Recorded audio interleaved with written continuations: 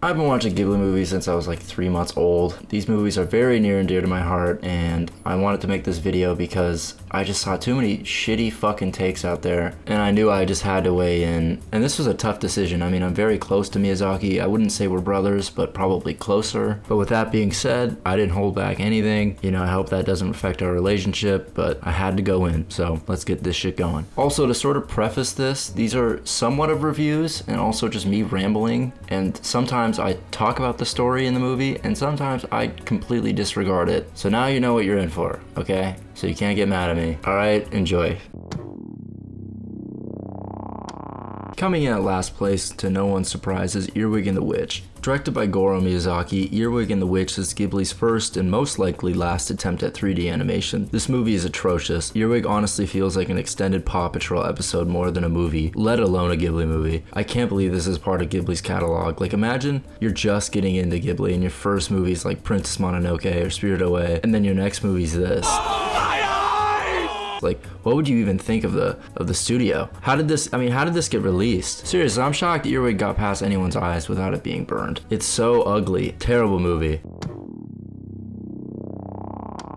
Another Goro Miyazaki classic. A classic in that it sucked. Earwig and Tales from Earthsea collectively bring down the Ghibli catalog by at least a letter grade. The only thing Earthsea has going for it compared to fucking Earwig is at least that has the animation and feel. But besides that, it feels like a hollow shell. I know this is harsh, but Earthsea kind of feels like if you told an AI to write a Ghibli adventure movie. It's just so boring and slow and robotic. I mean, this movie and Earwig just feel so passionless to watch. Like they were just made to be made and just no reason behind them. Also, where were the fucking dragons? The clips I've shown of the dragons, that's it. They're barely in the movie, but they're fucking, they're promoted like they are. So freaking angry. I want to see the dragons.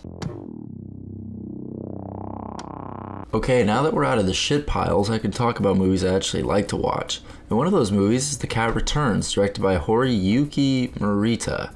The Cat Returns is probably the definition of lighthearted fun. It's literally just fucking cats and vibes, and I guess they kidnap her too, but it's mostly vibes, okay? It's mostly vibes. The only reason this is near the bottom of my ranking is the lack of kind of just a lasting impression. I just don't think about The Cat Returns that much, I'm gonna be honest. And I'm not saying that's a bad thing. Not every movie has to be like that. I'm actually really glad The Cat Returns even exist. I think it was just supposed to be a short in the first place. But with that being said, I'm not gonna make more of it than what it is, which is a movie that you'll watch once and be like, yeah, that was fun, and then move on. Ocean Waves, the only Ghibli movie without a theatrical release. I think I can think of a movie more deserving of never being released to anyone. Directed by Tomomi Mochizuki, Ocean Waves is such a coming-of-age classic. Senior year of high school, not knowing who you are, what you want to be, and the drama that ensues. But it's never over the top. The characters are written well, even though sometimes unlovable. But that's not the point of Ocean Waves, or the story is trying to tell. It just wants to be honest and real. And though it's not my favorite Ghibli, I respect it. Also, the vibes on Ocean Waves are just so peaceful and relaxed. It honestly feels like if a lo-fi beat got transformed into a movie.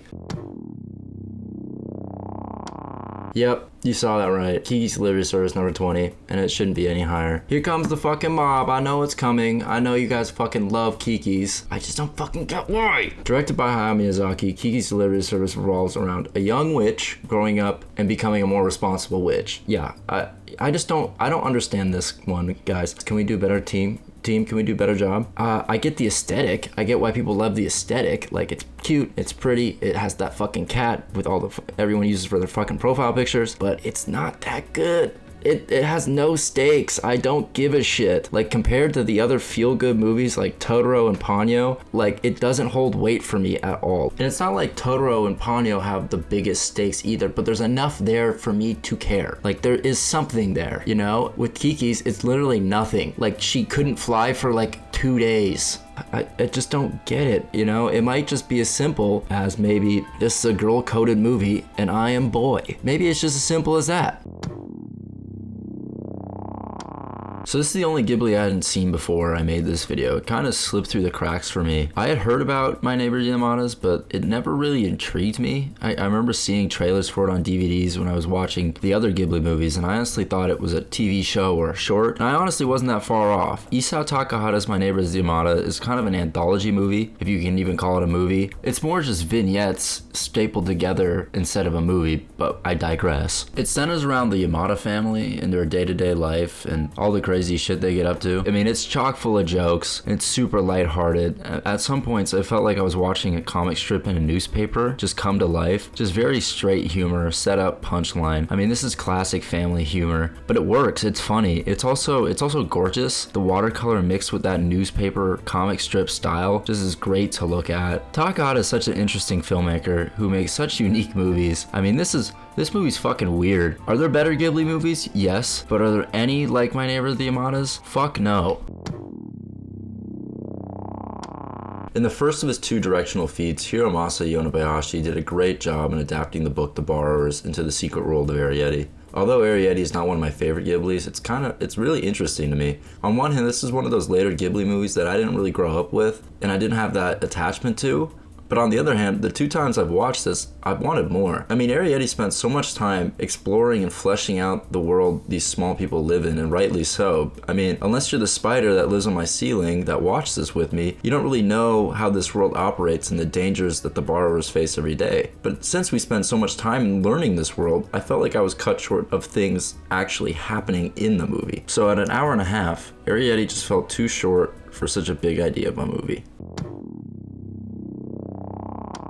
Yeah, Whisper of the Heart. This is another one I think I'll be taking to the fucking woodshed on. But like I said earlier, once we got past Fuck Wig and Earth shit, these are really hard to rank. And to be fair, I always liked Whisper of the Heart, but they sang Country Roads like 40 times in this movie. And I think if I was younger, the corniest of fucking Country Roads being sung 80 times wouldn't have affected me as much, but it affected me this time, and I didn't really enjoy that. But besides that, Whisper of the Heart's actually a really unique story in Ghibli's catalog, centering around dreams and pursuit of those dreams and just pushing one another to be better. Whisper has a really cool feel to it. I just really like the main characters, and just the whole vibe of this movie feels very real and also whimsical at the same time. I mean, there are breathtaking visuals in Whisper. Also, I didn't mention this earlier, but this is also a prequel to The Cat Returns, so how about that? But yeah, I don't think this is a perfect movie, but I would have loved to see what director Yoshifumi Kondo had next. Rest in peace. Yeah, this is the incest one, but you know what? I like it. I fuck with the incest part the most, actually. I wish it happened more in Ghibli.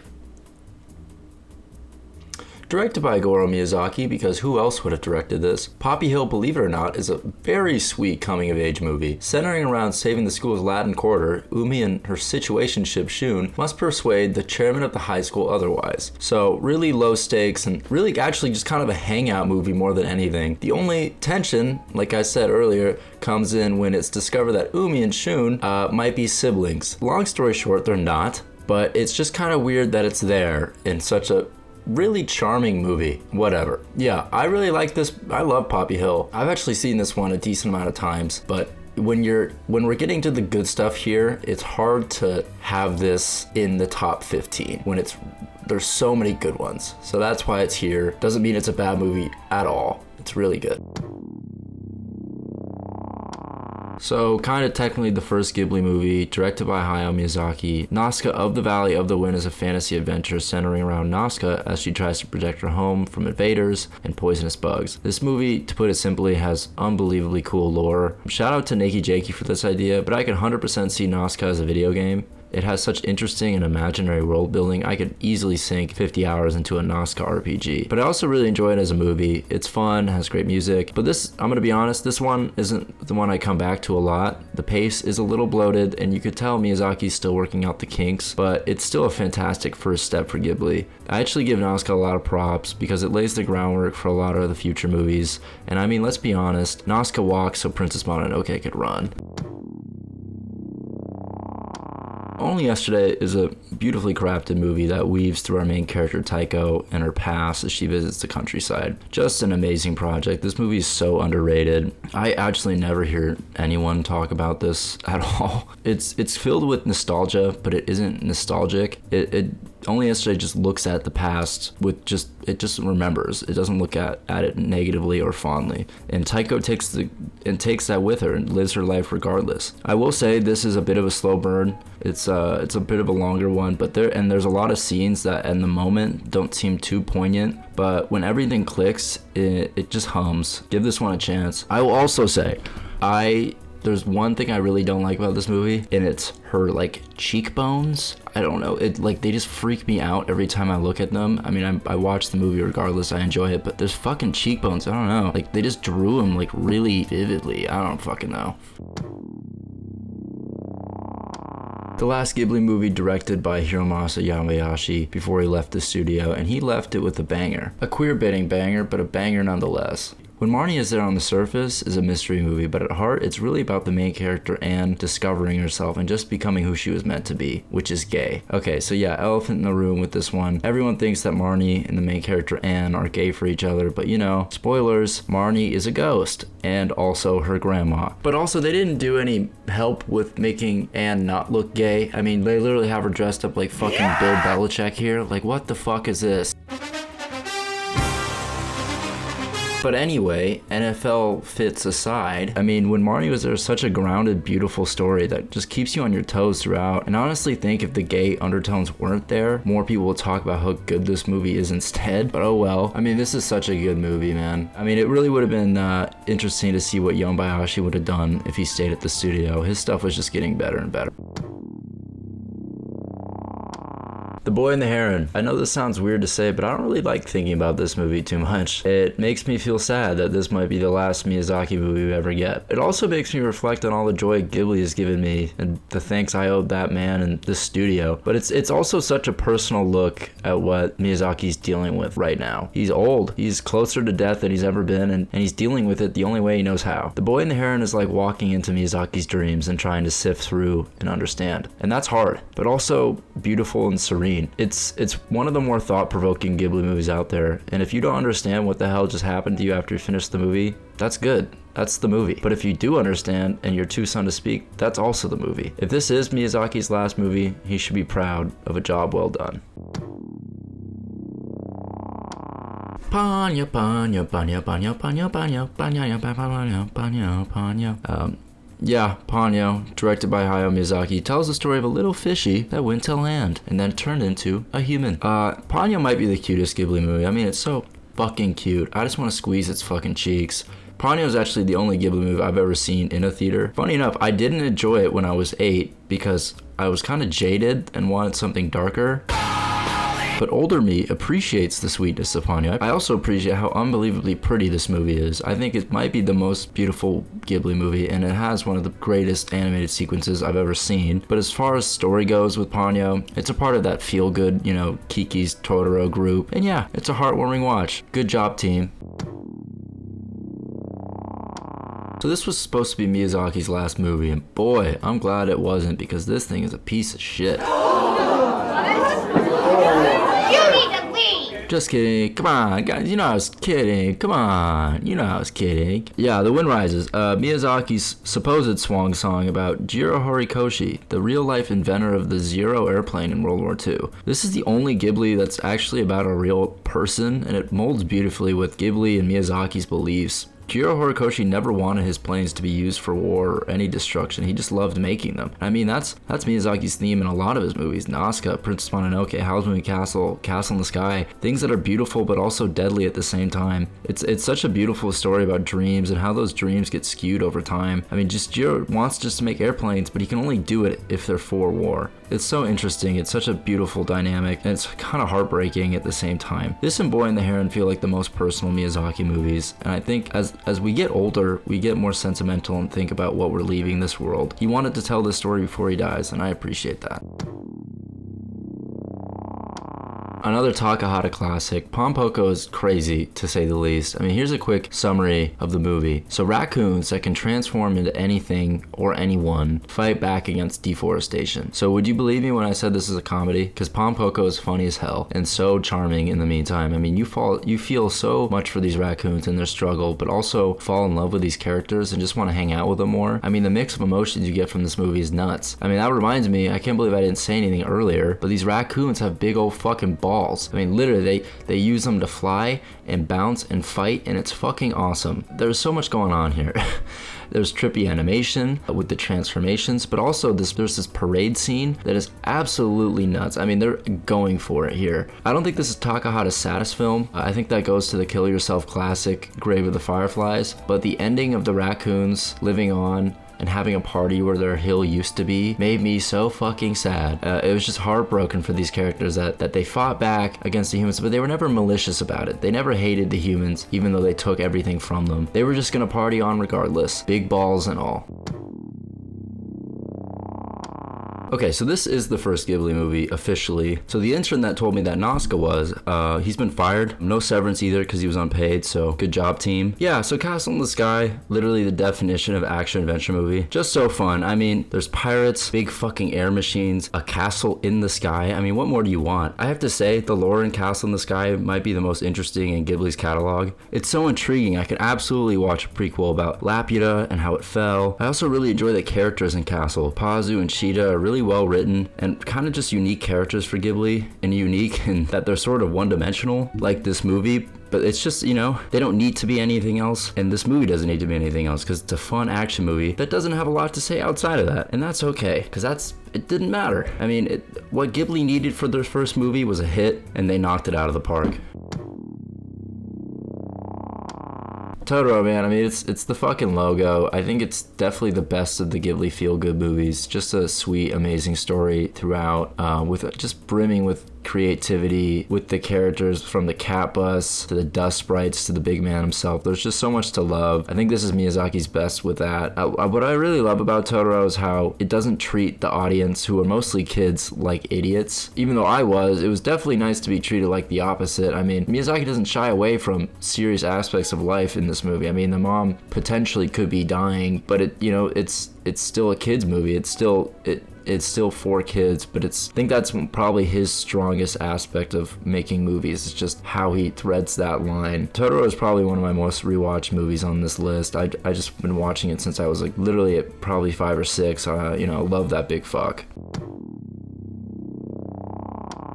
This is kill yourself material, man. Like, don't watch Grave of the Fireflies if you are feeling down, because you are gonna get on that bridge. I mean, this movie is just devastating to watch. Directed by Isao Takahata, Grave of the Fireflies makes everything else he's done look like Disney movies. Even though this makes me want to crawl up into a ball and kind of sit in the corner, it's just an exceptionally real and unbelievably good work of art. Taking place at the end of World War II, 2 kids tragically fend for themselves as their home is being destroyed. It feels so hopeless and horrific to watch these kids try to live in conditions they had no choice but to grow up in. The loss of innocence caused by stupidity of others is maddening. You just want someone to come out and take responsibility and help these kids out, but it never happens. There's no happy endings in war. I've only seen Grave of the Fireflies once, and I probably won't watch it again for a long time, but out of all the movies on this list, Grave sticks with me the most. So I've already done a whole 1-minute review on the tale of Princess Kaguya on this channel, so needless to say, I like this movie a lot. And instead of just telling you to go watch that review, I'm just gonna re-review it. Fuck it. So this is the last movie Takahata did before he died, and what a fucking swan song this is. I mean, his mastery and experience just shine all over Kaguya. It's so joyful and fun and gorgeous, but in the classic Takahata style, it's unbelievably bittersweet. I mean, if there was a picture next to bittersweet in the dictionary, I think it would be of Takahata. I mean, this motherfucker never fails to get my ass choked up. My mom and I watched this together, and after we finished, we were collectively silent, and we just had to take a couple minutes just to realize what we just watched. Takahata put everything into Kaguya, and I mean, it took him forever to make this, but man, it was worth the wait. Rest in peace. Okay, so I know Totoro's the logo, but if I had to choose a second one, it would probably be Howl's Moving Castle. This might be the most popular Ghibli. Like, if you ask someone if they've seen a Ghibli movie, most times like, yeah, I've seen Howl's. I mean, it's just adored. Like, Only Yesterday is the antithesis of Howl's. Like, everyone talks about this one. And I mean, it's earned that. It's really fun. It's really fun to watch. It has everything you want. Beautiful animation, a love story, big fucking flying machines, Howl, and hot take, I think some of the best music from Ghibli. Also, some of the best characters. Howl and Sophie are so developed and layered and memorable. I mean, I know this sounds bad, but sometimes I have to think about what the protagonist names are for some Ghibli movies, like The Boy and the Heron. I don't fucking remember the boy's name, and don't pretend like you do either. But not Howl's. I can remember all the characters from this movie, and yes, it's probably because they're English names, but whatever. I mean, whenever I watch this movie, it's so cozy. It feels like I'm wrapping myself in a blanket. And what's weird is that at times, this movie completely contradicts that cozy feeling. I mean, there's war going on, and evil witches, and all this other crazy shit, but there's other moments when they're all in the castle and it feels like a Halloween scene from Harry Potter. It's just so cozy, and that's what makes this movie special. Alright, for most of these, you could probably tell maybe that I wrote everything I wanted to say down. Not for this one, not for Porco Rosso. This one I'm going off the cuff. There probably is going to be a fuck ton of cuts because I ramble a lot, I think. But yeah, this is top 3 for me. Honestly, most days this could, not most days, let's be fucking, okay, a lot of some days Porco Rosso can be my number 1 Ghibli movie. Like, I fucking adore this movie. This is all-timer for me. I think this was the first one I ever watched. I think it's this or Totoro or something, but I adore this movie. It is so gorgeous and has such a special place in my heart. I think this movie is flawless. I think it is a pristine piece of art. There's like a whole piece of I watched that Ghibli documentary with Miyazaki. I think he said this movie's a mistake. That shit broke my heart, like, honestly. Like, how do you, this movie's fucking awesome. It's so enjoyable, it's funny, it's just the immaculate vibes. Porco Rosso is probably my favorite, like, main protagonist in a Ghibli movie. Like, he is so interesting and just, like, cool, and yeah, you just want to be him. Girls want him, you know what I mean? And the plane scenes, man. I think my favorite sequence, I mean, the fight scenes are great and amazing, but my favorite sequences in the whole movie, there's this whole sequence when he needs to get his plane fixed and go to Milan, and it is a gorgeous, like, little montage of just him flying across the water to this great music and just serene ambient music. It is so pretty. I'll probably play some of it for you, but yeah, it's just little moments like that. And you know, it is like an action adventure, you know, pretty stock story, but there are like moments that are very special, like that, and the moment where he talks to Fio about like what was the last thing he did before he was a pig, where he pretty much sees all the fighter pilots he was with go to like a band of heaven, and it's so gorgeous and just like an interesting part of this where you would never expect that to be. And it's crazy how it can fit that in and be funny and just be fun, literally just action packed, but also make you cry. And there's a love story. I didn't even get to that. Like, what a great movie, man. The reason I'm not putting this at 1 is because I can be objective sometimes, because when I think with my heart, I'm just like, yeah, Porco, like, duh, it's fucking number 1. But you know, if I'm being objective, which I'm trying to be with this list, it's not at number 1 for me. But you know, goddamn, Porco Rosso, my fucking pote, you know? If you haven't seen this movie, please do yourself a favor and check this out. I think it's a perfect it's a 90 minute, just like, it's so lean and just, perfection. Okay, if you told 8-year-old me that Spirited Away was gonna be number 2 on this list, I would have, what did 8-year-olds do when they disagree? I mean, I would have said, nah, no freaking way.